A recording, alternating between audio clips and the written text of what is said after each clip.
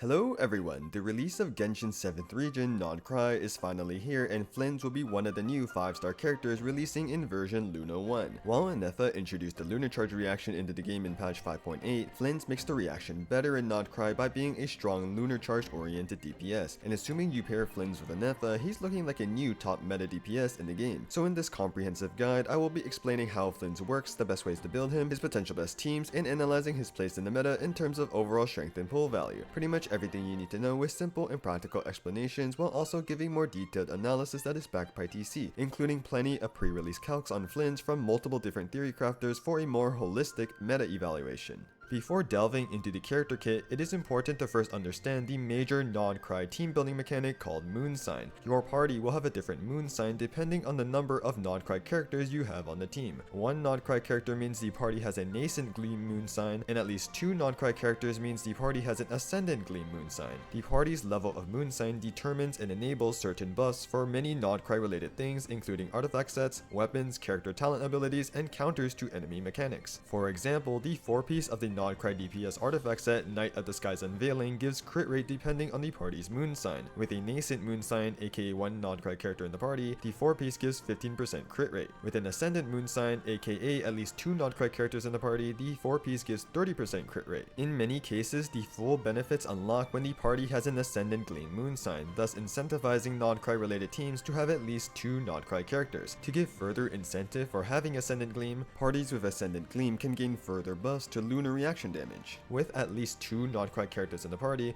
when your non-Nod-Krai characters use their elemental skills or bursts, they will grant a team-wide buff to lunar reaction damage up to a max of 36%, and this buff scales off a stat depending on that character's element. For Pyro, Electro, and Cryo, it's based on attack. For Hydro, it's based on HP. For Geo, it's based on defense. And for Anemo and Dendro, it's based on elemental mastery. The buff granted lasts for 20 seconds but does not stack. The stats of the most recent non-Nod-Krai character who used their skill or burst will determine the strength of the buff. So for example, in the teams with Flins, Ineffa, Yelan, and Sucrose, Yelan and Sucrose are the non-Nod-Krai characters. When they use their skills or bursts, they will grant the team a lunar reaction damage buff based on the stat of their element. If Yelan has 30,000 HP, she gives 18% lunar reaction damage bonus. If Sucrose has 1000 EM, she gives 22.5%. If Yelan uses her skill or burst, then Sucrose uses her skill or burst, the team will get 22.5% lunar reaction damage bonus at the end because Sucrose used her abilities most recently, so the buff scales off her stats and overrides the 18% buff that Yelan would have given. If you reverse their character order, the team will get 18% lunar reaction damage bonus at the end because Yelan used her abilities most recently and would override Sucrose's 22.5% buff. Here are the total stats needed from the corresponding elements to reach the max team lunar reaction damage bonus. Unless you have a character like Nilou on the team who can reach 60,000 HP herself, in many scenarios you won't be able to get the max buff. But getting the max buff from this new Nod-Krai resonance isn't something you absolutely need.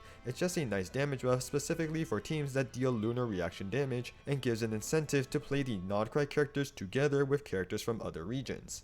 Now let's get into Flins' actual kit. He is a 5-star Electro-Polar main DPS that ascends with crit damage. His entire kit revolves around Lunar-Charged damage. His A1 passive gives him 20% Lunar-Charged damage bonus when there are at least two Nod-Krai characters on the team. His A4 gives up to an extra 160 EM based on his attack, which increases Lunar-Charged damage, and his special passive is the same as Ineffa's. When Flins is in the party, he converts any Electro-Charged reactions triggered into Lunar-Charged reactions, buffs the base damage of Lunar-Charged by 14% when he has 2000 attack, and counts as a Nod-Krai character for Moonsign. He also has an exploration passive which displays Nod-Krai resources on your map and allows Flins to decipher the whispers of the wild hunt. While I have already explained the details of the Lunar-Charged reaction in my Ineffa video, I think it's worthwhile to do so again with some updated info after testing the reaction in-game. To properly understand Lunar-Charged, we should first remind ourselves what regular Electro-Charged does. Electro-Charged is triggered when you apply Hydro and Electro on an enemy. When this happens, the enemy will have an Electro-Charged aura where they are affected by Hydro and Electro simultaneously. The Electro-Charged target will take Electro damage every second alongside any nearby enemies that are affected by Hydro. Each tick of damage consumes both the Hydro and Electro auras, and the damage will stop when one of the auras is depleted. Since Electro-Charged is a transformative reaction, it ignores ignores defense, can't crit, isn't buffed by damage percent, and mainly scales with character level and elemental mastery. The character who applies Hydro or Electro last will take ownership of the reaction, and thus the game will use their stats to calculate the damage of the reaction. So if you apply Hydro then Electro, only the Electro character's level and elemental mastery will determine the damage. But if the opposite happens, then the Hydro character will take ownership of the reaction, leading to inconsistent reaction ownership. This is one of the main reasons why Electro-Charged teams don't have their Hydro or Electro units built full EM to maximize the reaction damage. Since either the Hydro or Electro character can trigger the reaction, technically both need to be built full EM to ensure the Electro-Charged reaction is buffed by any EM build. But if you build both units full EM, you lose a lot of damage from their talents because you aren't building as much crit and attack. An on-field Anemo driver can circumvent this problem, however, because when they trigger Swirl, they can be the one to trigger most of the Electro-Charged reactions, and this is why Taser teams with Anemo drivers are the only ones who build full EM on the team. Lunar-Charged, however, works differently. It is still triggered when applying Hydro and Electro onto an enemy, but when this happens, a Thundercloud will spawn which will deal Electro damage to enemies affected by both Hydro and Electro every 2 seconds. If there are no enemies affected by both Hydro and Electro, the cloud won't deal damage and will disappear after about 5 seconds. Unlike Electro-Charged, which can deal AoE damage with each damage tick, each Lunar-Charged reaction hits a single enemy. Lunar-Charged acts like a transformative reaction where it ignores defense, isn't buffed by damage percent, and scales with character level and elemental mastery. However, the damage of the Lunar-Charged reaction also scales with the character's crit stats. But unlike other reactions which calculate the damage using the stats of the character who triggers the reaction, Lunar-Charged counts every character that participates. Lunar-Charged deals damage every 2 seconds. Within each 2-second time frame, the game checks which characters have applied Hydro or Electro onto an enemy and considers them as contributors to the reaction. And the game actually tracks each character's individual aura contribution for this. This means that characters don't necessarily need to apply Hydro or Electro every 2 seconds to take part in the Lunar-Charged reaction. If Hydro or Electro was applied by a character for a previous Lunar-Charged proc, but the elemental aura still persists for the next one, the character will still contribute to the Lunar-Charged reaction until they no longer have any of their Hydro or Electro auras on the enemy. To give a more theoretical example to visualize how Lunar-Charged works, if you have 2 Electro units and 2 Hydro units that have applied their elements on an enemy to trigger Lunar-Charged, all of them will share reaction ownership. Once the game sees which characters are taking part in the reaction, it will calculate the individual Lunar-Charged damage for each character using their stats with the damage formula. The first value is the level multiplier, so at level 90 the final value is 2604. Then it's multiplied by direct multiplier buffs like Flins' and Ineffa's special passive, which increase the base damage of Lunar-Charged by a max of 40% each, the EM buff which increases with more EM, and other reaction buffs like lunar damage percent bonuses. And lastly, the damage number takes into account whether it crits or not using the character's crit stats as well as the enemy res. So for every character that applies Hydro or Electro within 2 seconds, a damage number for the reaction will be calculated for each one of them. Then to get the final damage of the reaction, the game adds up all the individual numbers. However, only the highest damage number gets full value, the second highest number gets halved, and the third and fourth highest damage numbers, if there are 3 or 4 total characters that contributed to the reaction, gets multiplied by 1/12 before getting summed up. So most of the damage comes from the top 2 contributors, which will generally be the characters with the most crit and EM. Do keep in mind that because of crit variance, the ranking of the contributors toward the Lunar-Charged reaction can change depending on whether or not an individual character crits or not, resulting in some variability in the reaction damage. So while normal Electro-Charged is a transformative reaction that can deal AoE damage every second and calcs the damage from the one character triggering the reaction, Lunar-Charged is a transformative reaction that deals single target damage every 2 seconds, takes into account a character's crit stats, and allows all characters that have applied Hydro or Electro to take part in the reaction, meaning that its damage isn't calced from the stats of just one character. When you compare the damage of Lunar-Charged with the damage of Electro-Charged when optimized with Elemental Mastery, the damage of both is relatively similar. However, it's really only Taser teams with an Anemo driver that build full EM to maximize Electro-Charged damage. In most other teams, the Hydro and Electro units aren't building much EM to optimize for Electro-Charged damage, but stats like crit to increase their talent damage. In this scenario, Lunar-Charged is significantly better than Electro-Charged since Lunar-Charged scales with crit. So in most relevant meta teams, Lunar-Charged is a strict upgrade over regular Electro-Charged. But applying elements to trigger a Lunar-Charged reaction isn't the only way to deal Lunar-Charged damage. Some characters' abilities can directly deal Lunar-Charged damage itself. Like other damaging abilities, this will scale off attack and its multiplier, but because it is considered Lunar-Charged damage, it also calculates distributes the damage similarly to a Lunar-Charged reaction. Notably, the damage will ignore defense, scales with EM, and isn't buffed by damage percent. In addition, the final damage is also multiplied by 3. Thus, direct Lunar-Charged damage is a very significant source of damage if a character has it in their kit. Now, to get back into Flins' kit, his abilities are pretty straightforward.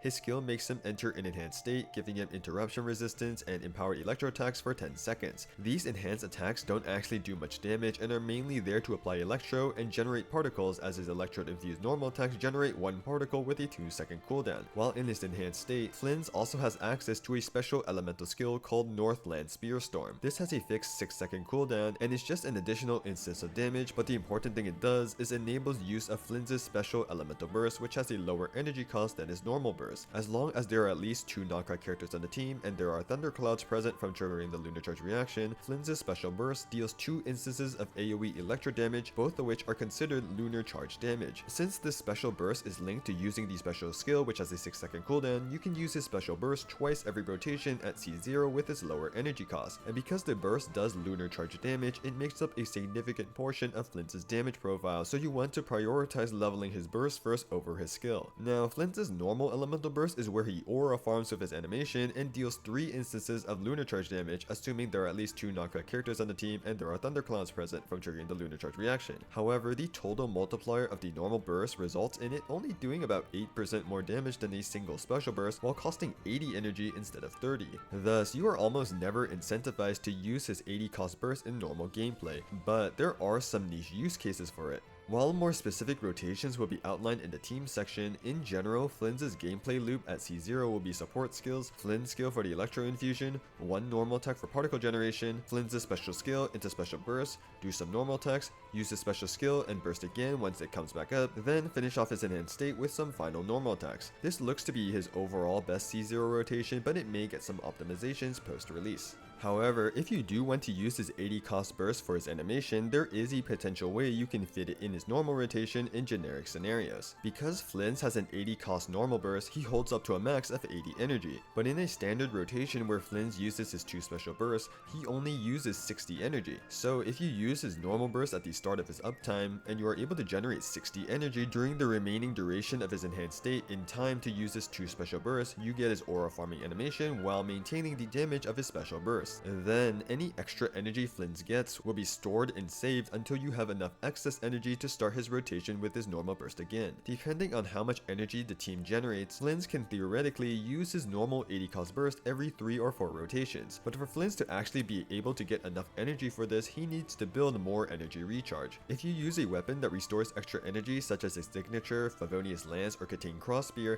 current C0 calcs estimate that you need around 140 to 160 ER to normal burst every 3 to 4 rotations. Otherwise, you need about 190 to 200 ER, potentially even more. Damage wise, while the rotation with Flins' normal burst does seem optimal when he's using Favonius Lance, it doesn't look better than using any of his more offensive weapon options and just doing his standard rotation without his 80 cost burst, mainly due to the increased ER requirements. But while this combo doesn't look generally optimal, it is theoretically not a bad option if you really want to see Flins' normal burst animation in combat. Also, against the new Fatui local legend boss who will be in Stygian Onslaught and heavily favors Lunar-Charged, because of his shield mechanic that gives a ton of energy when they're broken, Flins will get a ton of free energy, likely making it optimal to use his 80 cost burst with his 230 cost burst without having to build more energy recharge than you would have needed. But remember to keep in mind that Flins' combo incorporating his normal burst will require a lot of post-release testing to verify that it works consistently well in practice at the various ER thresholds in generic scenarios.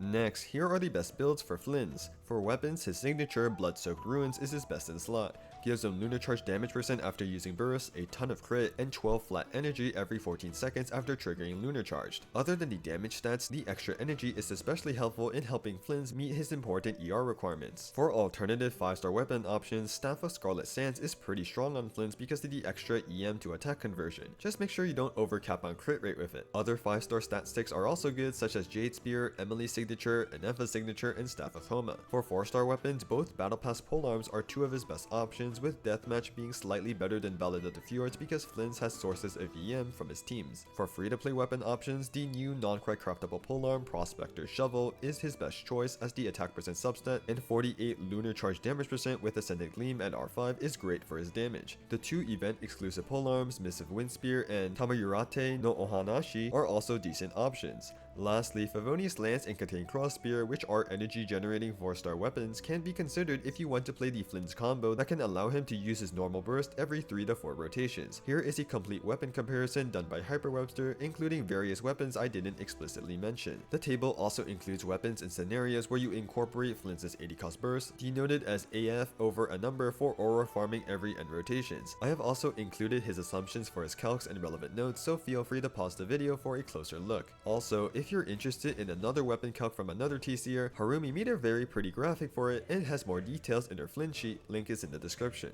For artifacts, Flins has one clear best set, the new Nod-Krai main DPS set, Night of the Sky's Unveiling. The 2-piece gives 80 EM, and the 4-piece gives crit rate to the on-fielder when the party triggers lunar reactions based on the number of Nod-Krai characters on the team. With one Nod-Krai character, the 4-piece gives 15% crit rate. With at least 2 Nod-Krai characters, the 4-piece gives 30% crit rate. On top of that, the set increases the team's lunar reaction damage by 10% for each unique Nod-Krai artifact user on the team. So if Flins holds this set and someone else on the team holds the Nod-Krai support set, the team gets 20% lunar reaction damage bonus. Because of the EM, crit rate, and lunar damage bonus, which are all stats that benefits Flins, this set is significantly ahead of any other options. You can do some interesting rotation time stuff with 4-piece Thundering Fury, but the Night Sky set will still be Flins' overall best artifact set. For main stats, you generally want Attack Hourglass, Attack Goblet, and Crit Circlet. Remember that Flins primarily deals Lunar-Charged damage, which doesn't scale with elemental damage percent, so don't use Electro-Goblet. And for those of you wanting to use Flins' 80 cost burst for the animation, using an ER Hourglass to help do so every 3 rotations isn't actually significantly behind in damage to attack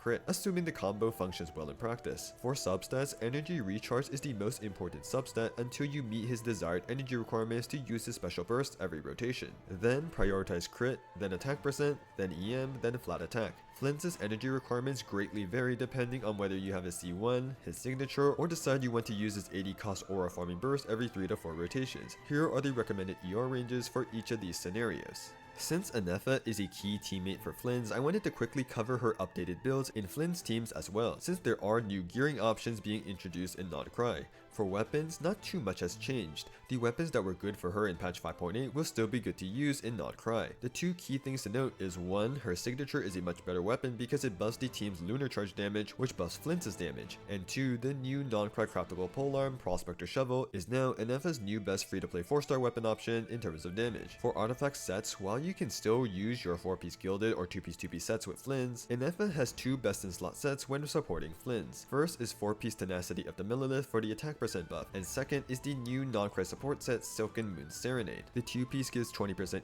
ER, and the 4-piece increases the team's elemental mastery after dealing elemental damage based on the number of Nod-Krai characters on the team. Since Flins plus Ineffa is 2 Nod-Krai characters which activates Ascended Gleam, the 4-piece gives the team 120 EM. Also, since Flins will be on the new DPS set, the team will also get 20% lunar reaction damage bonus, benefiting both Ineffa's and Flins' damage. If you use 4-piece Tenacity on Ineffa, another unit on the team, for example Aino, should use Silken Moon Serenade. If Ineffa is using Silken Moon Serenade already, then the other unit should use another support set, for example Aino using 4-piece Noblesse. Ineffa on 4-piece Tenacity allows for a more permanent attack buff as well as extra shield strength, but Ineffa using Silken Moon Serenade means she gets an extra 20% ER from the 2-piece, allowing her to more easily have enough ER to burst every rotation, which gives an EM buff to Flins. Ultimately, both have their strengths and weaknesses, and you can use either and it will be fine. For her main stats, she now has a bigger incentive to build more energy recharge and use attack crit as opposed to an EM Hourglass or Sands to increase her burst EM buff for Flins' damage.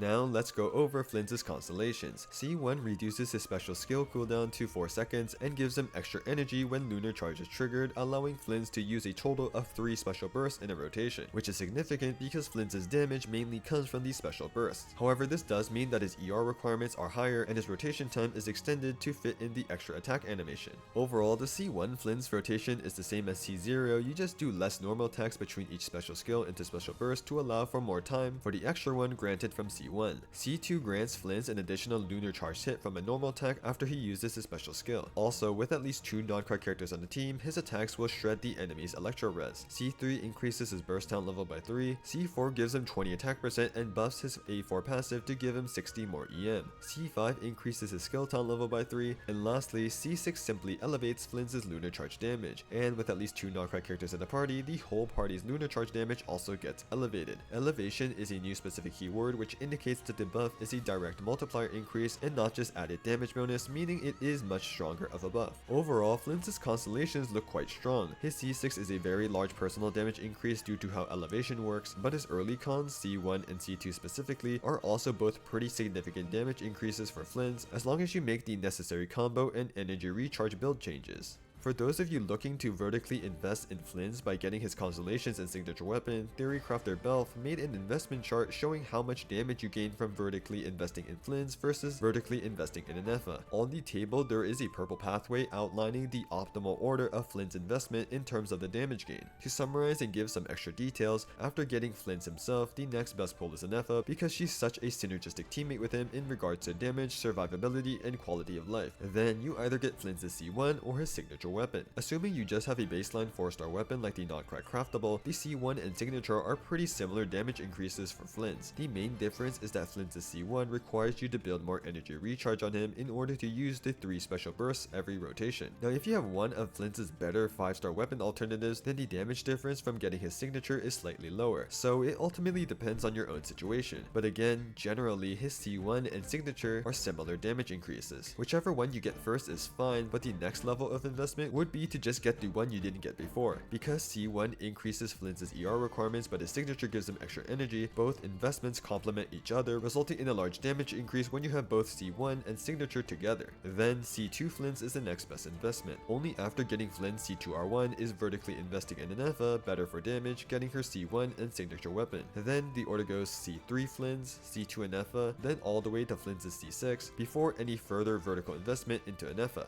Finally, let's go over Flins' best team comps. In this section, I will be showing team DPS calcs from 3 different theory crafters, hyperwebster, Belph, and harumi. It's a lot of people, but I really wanted to showcase all of their hard work, and I think for a more overall healthy understanding and evaluation of performance, it's good to consider results from multiple theory crafting sources versus blindly listening and following one source of info. However, I want to emphasize to not directly compare results from different theory crafters as they all use slightly different assumptions when calcing, resulting in slightly different numbers, making it inaccurate to directly compare team DPS calcs from different sources. Keep this in mind to ensure you consume TC responsibly. Also, here are the assumptions made and notes from hyperwebster's calcs. Feel free to pause and read for more details. A lot of Flins' passive damage buffs and additional Lunar-Charged attacks from his bursts require the team to have Ascended Gleam to be active. Because of this, Flins' teams must have at least 2 Nod-Krai characters on the team. All his teams will consist of an off-field Electro support to generate Electro particles for Flins, an off-field Hydro unit because you need Lunar-Charged, and a final support. For the Electro support, Ineffa is the best option and is by far Flins' most important teammate. She provides a lot of consistent off-field damage, makes a shield for survivability, and significantly buffs Flins' damage with an additional 14% increase to the base Lunar-Charged damage with her special passive and an EM buff from her burst. She also counts as a Nod-Krai character, enabling all the benefits of Ascended Gleam for the party. For the final support slot, Sucrose is the best buffer. She shreds Electro-Res with 4-piece VV, gives EM to the team, and can hold TTDS or Wandering Evenstar for an additional attack buff. For the Hydro slot, you have a couple options. The baseline Hydro recommendation on Nod-Krai release is Ino. While her base kit only really applies Hydro off-field, Ino's cooldowns enable short rotations, her C1 buffs EM, and her C6 buffs Lunar-Charged damage. The more invested your Flins is, the more impactful these buffs are. Another option you can use is Yelan. C0 Yelan is better on paper than a C0 Ino, but is on par with a C6 Ino. While she's one of the current better options, her cooldowns unfortunately force the team's rotation time to be a bit longer, and her damage percent buff is irrelevant because normal damage percent doesn't buff Lunar-Charged damage. Furina runs into the same problem, making her burst relatively useless. On paper, at KQM standard level of investment, the Furina team is one of Flins' Flins' highest sheet DPS teams as long as you skip her burst and use your skill every other rotation to maintain a shorter rotation time. However, this team will permanently be at 50%, so you will have to be comfortable with overall less survivability if you want to play this team. Because the Hydro support options aren't amazing for Flins and don't have perfect synergy, even units like Candace and Seedreen, who are generally considered as not very good Hydro supports, aren't that far behind the other Hydro options since they also enable shorter rotations. If you don't want to play Sucrose, there are a variety of other final support options you can choose, though they are all generally worse for damage compared to Sucrose. You can use Kazuha instead of Sucrose, but because Kazuha gives damage percent after swirling and damage percent doesn't buff Lunar-Charged damage, he is worse than Sucrose in this team. Similarly, although Shilonen provides Res Shred, 4-piece Scroll's damage percent buff also isn't very helpful, but you can use a set like 4-piece Instructors instead. You can use other anima supports like Venti, who can restore Electro energy if his burst absorbs Electro, and Lynette, who has an attack buff in her kit, and they can be decent options. Using a second Electro support is also an option, such as Auroron and Iansan. Mainly with 3 Electro units on the team, you greatly reduce Flins' energy requirements to basically 0 when using his standard rotation. You can also technically use Bennett for his attack buff and healing, but he's not the best buffer for Flins, and you'd much rather use Bennett with someone else. Lastly, you can use Lalma as the final support slot with Yelan in the Hydro slot for a quick bloom team. This team does have enough Lunar-Charged uptime for the presence of Thunderclouds, which is important for both Flins' and Ineffa's kits. However, Yelan is not enough Hydro for constant Lunar-Charged reactions, resulting in lower potential damage. On top of that, the endgame content in the first Nod-Krai patch incentivizes playing Flins and Lalma on separate teams, but if you do want to play them together, the team still works fine. Now, if you don't have Ineffa, what are your options for Flins teams? You can sort of wheelchair Flins with the Farina Shilonen duo plus Fischl, but with only one Nod-Krai character on the team, you lose a lot of damage. So your best choice is to use Aino, who needs to be used as the Hydro option in Nod-Krai's initial patch to make sure that the team has 2 Nod-Krai characters, Sucrose, and an all-field Electro alternative for Ineffa. 3 choices include Fischl, Iansan, and Sara. Fischl looks to be the overall best option on paper, Iansan is okay assuming you have high Constellations, and Sara is usable, but her buff uptime is not ideal for Flins. 2 other choices include Auroron and Kuki. Unfortunately, Auroron can't buff the team well with using 4-piece Scroll, but he does have a nice attack buff with C6, and Kuki is a decent option if you need the healing. Ultimately, however, Ineffa-less teams do deal considerably less damage than the teams with Ineffa, and the best Ineffa-less teams do not have good defensive utility for Flins, which can make playing them harder in practice. You can use someone like Lan Yan for defensive utility, but replacing Sucrose decreases the team's damage even further. So Ineffa is very important,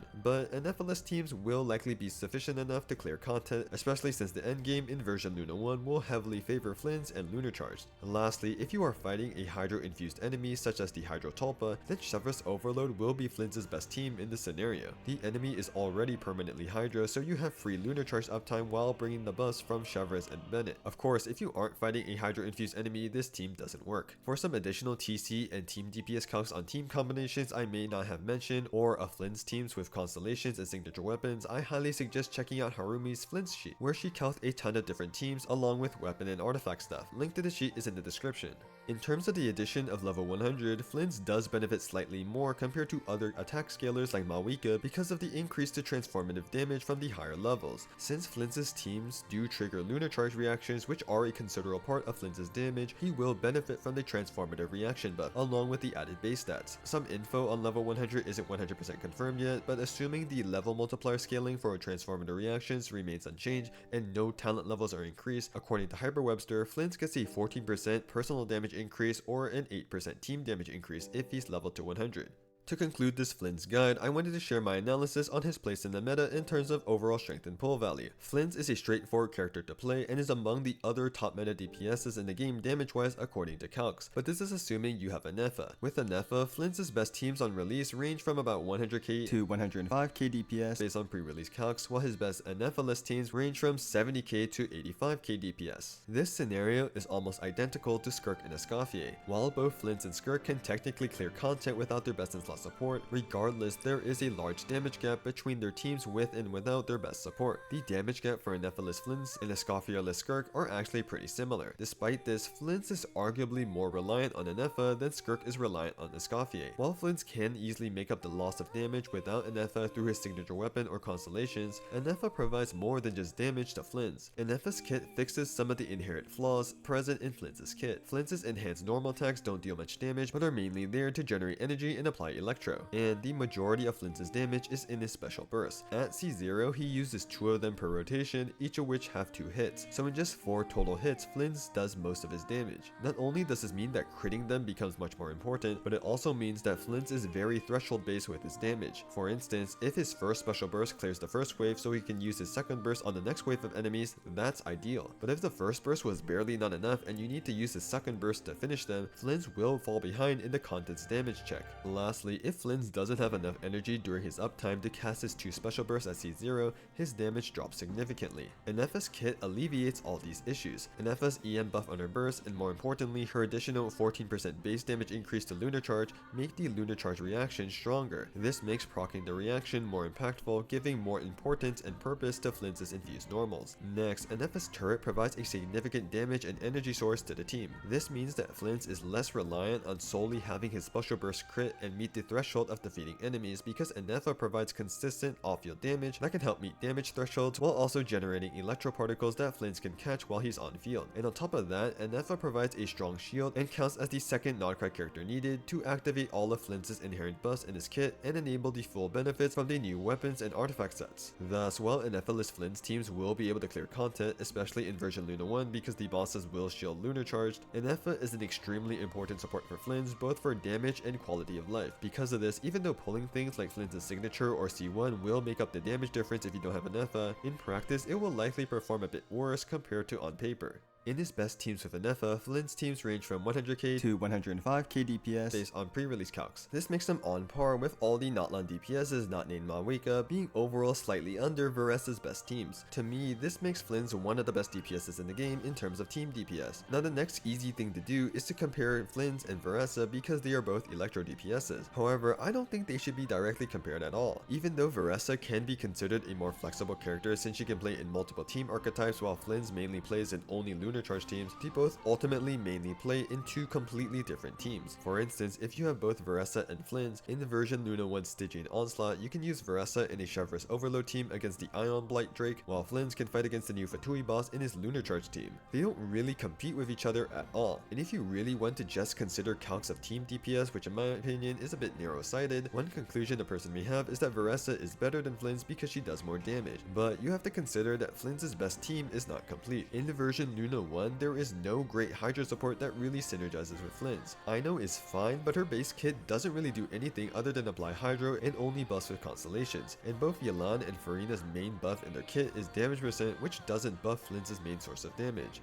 Thus, it is very likely that a much better Hydra support for Flins will release in the future, and with Columbina being rumored to be the premier Nod-Krai Hydra support for Lunar teams, she is likely the unit that will give a major buff to existing Flins teams, making him an even better Electro DPS whether you have Ineffa or not. So with the right pieces, Flins will be a top meta DPS for an account. But even if you don't have Ineffa, if you really like Flins, that's a better reason to pull than meta. And that's everything I wanted to cover about Flins. A very big thank you to hyperwebster, Belph, and Harumi, the amazing theory crafters who allowed me to showcase their calcs in this video. They are all wonderful TCers and I couldn't have made this guide without them. I hope this guide and analysis was helpful to you all in giving you a better understanding of everything related to Flins. Just clicking and watching the video helps the channel out immensely, and if you want to show even more support, consider liking or sharing the video, or click the subscribe button for more Genshin guide and analysis videos in the future. Leave any questions in the comments, and for all of you planning on wishing, I wish you all the best of luck on your Flins pulls.